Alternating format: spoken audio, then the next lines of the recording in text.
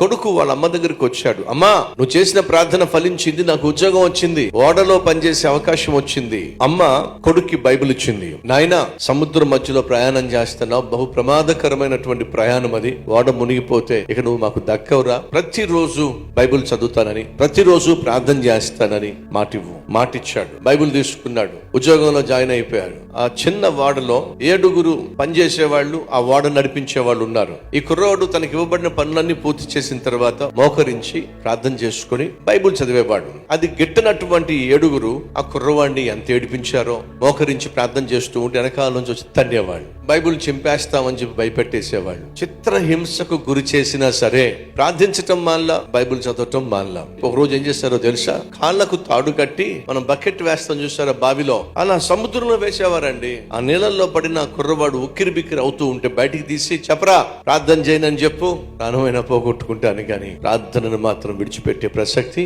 లేనే లేదు. ఆఖరికి ఆ లోపల వేసి తీసేసరికి వాడు స్పృహత పడిపోయాడు. కొన ప్రాణంతో నా కుర్రవాడు ఏమన్నాడో తెలుసా? అయ్యా, నేను బ్రతుకుతానని నమ్మకం నాకు లేదు, ఒకవేళ చచ్చిపోతే నన్ను పెట్టెలో పెట్టినప్పుడు నా బైబిల్ కూడా పెట్టెలో పెట్టండి, ఎలాగో మా అమ్మ దగ్గరికి నా శవాన్ని పంపిస్తారు కదా, అమ్మా ప్రాణానైనా పోగొట్టుకున్నాను గాని పరిశుద్ధ గ్రంథాన్ని మాత్రం విడిచిపెట్టలేదమ్మా అని ఒక్క మాట రాసి పెట్టండి. అది చదివినప్పుడు మా అమ్మ చాలా సంతోషిస్తుంది. ఎందుకంటే మా అమ్మకు మాట ఇచ్చి వచ్చా, ప్రార్థనను, పరిశుద్ధ లేఖనాన్ని నిర్లక్ష్యము చేయనని. ఆ మాట విన్నారో లేదో, పరిశుద్ధాత్మ దేవుడు అమాంతంగా వారిని తాకినప్పుడు అక్కడికక్కడే వాళ్ళు మోకరించారండి, రక్షించబడ్డారండి. హాని చేసే మనుషుల మధ్య తనను భద్రపరిచింది ఏంటో తెలుసా?